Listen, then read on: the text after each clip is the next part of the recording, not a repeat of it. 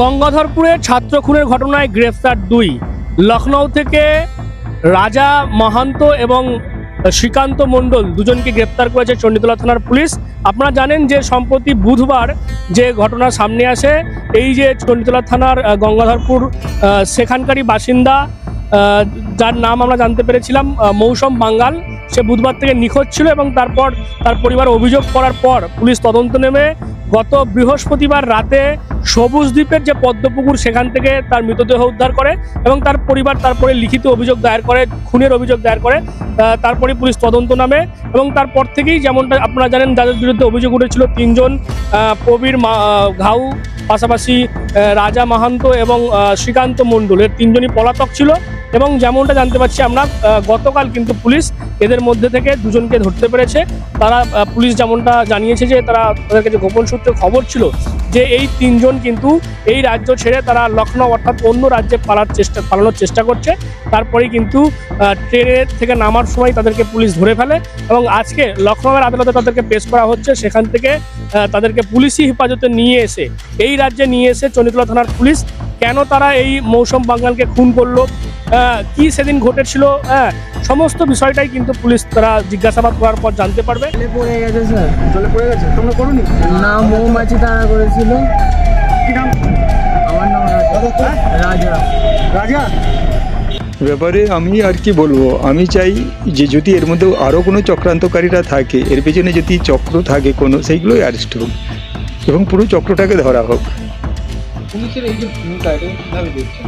পুলিশের ভূমিকাটা আমি ভালো চোখেই দেখছি যে হ্যাঁ, পুলিশ সবই পারে এবং পারবে। এই যে পুলিশ তদন্ত করে কয়েকদিনের মধ্যে ধরে ফেলা, এটাকে রাজ্যে নিয়ে আসে জিজ্ঞাসাবাদের জন্য, কি বলবেন এবং কি চাইবেন? শাস্তি কি চাইবেন? আমি চাই ওদের কঠোর থেকে কঠোরতম শাস্তি। ফাঁসি হলে আরও ভালো, এটা হলে আরও ভালো, যেন কোনো মায়ের কোল আর খালি না হয়। আমার নাম ধীরেন্দ্রনাথ বাঙ্গাল। কি বলবো, পুলিশ তাদেরকে ধরেছে শুনলাম, আমরা অত্যন্ত খুশি, কিন্তু এখনো পর্যন্ত যে মেন কালপ্রিট সে এখনো ধরা পড়েনি। আমরা চাই পুলিশ তাকেও যত তাড়াতাড়ি সম্ভব অ্যারেস্ট করুক।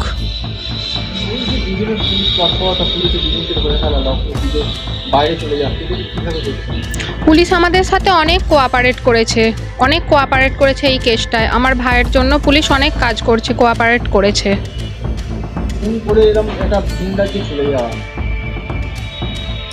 তারা অবশ্যই তো অভিযুক্ত, তারা করেছে বলেই না তারা ভয়ে পালিয়ে যাচ্ছে।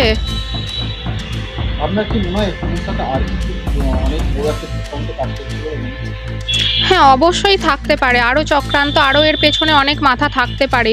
শুধুমাত্র মোবাইলের জন্য এরকম একটা খুন হয়ে যেতে পারে বলে তো মনে হয় না।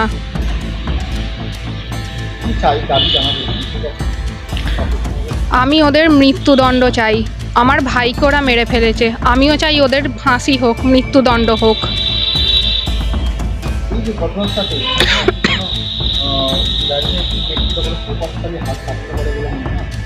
সেই বিষয়ে তো আমি কিছু বলতে পারছি না। তদন্তের ওপর সেটা ডিপেন্ড করছে, সেটা পুলিশ সব বার করবে। আমার নাম মৌলি বাঙ্গাল। বনমালীপুরে যেটা দুজন লক্ষ্য, ওই বিষয়টা একটু বলে দেন। ওটাতে ওই কেসে আমাদের সঙ্গে সঙ্গে যখন আমাদের কাছে ইনফরমেশনটা আমাদের কাছে এসেছিল তখন ওসি নিজেও গেছিলেন, সিআই সাহেবও গেছিলেন, ওইখান থেকে সার্চ করে ডুবুর থেকে ইয়েটা পাওয়া গেছিল আনফর্চুনেটলি আর কি, বডিটা। তারপরে আমরা সঙ্গে সঙ্গে 103(2)তে বোধ হয় 103(2) যেটা মার্ডার সেকশনে কেস রেজিস্টার করা হয়েছে এবং দুজনকে, যে দুজন ছিল আর কি, দুজনকে অ্যারেস্ট করা হয়েছে লখনৌ থেকে অ্যারেস্ট করা হয়েছে।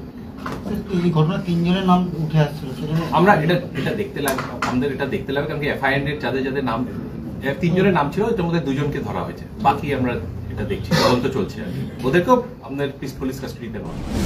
এখনো পর্যন্ত খুনের মূল কারণ কি?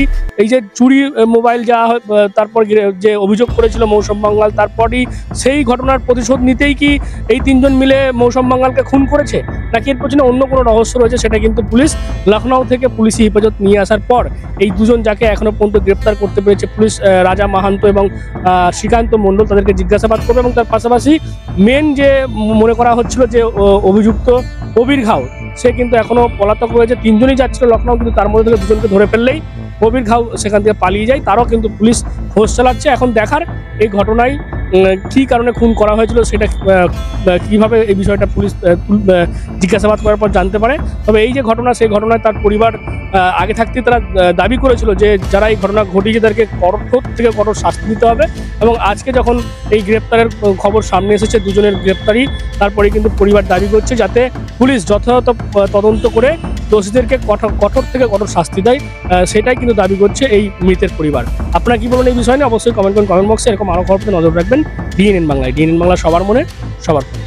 বাড়ি হোক কিংবা অফিস, কিচেন হোক কিংবা বাথরুম, সবকিছুই মনের মতো করে সাজাতে আজই আসুন আল আমিন মার্বেল হাউস। এখানে নামি দামি এবং গুণগত সম্পন্ন মানের টাইলস, মার্বেল এবং গ্রানাইটে রয়েছে প্রচুর সম্ভার। আমাদের ঠিকানা আল আমিন মার্বেল হাউস, গ্রাম মুকুন্দপুর, পোস্ট মশাট, জেলা হুগলি, পিনকোড 712701। আমাদের কন্ট্যাক্ট নাম্বার 7319093272, এছাড়া 7063845499।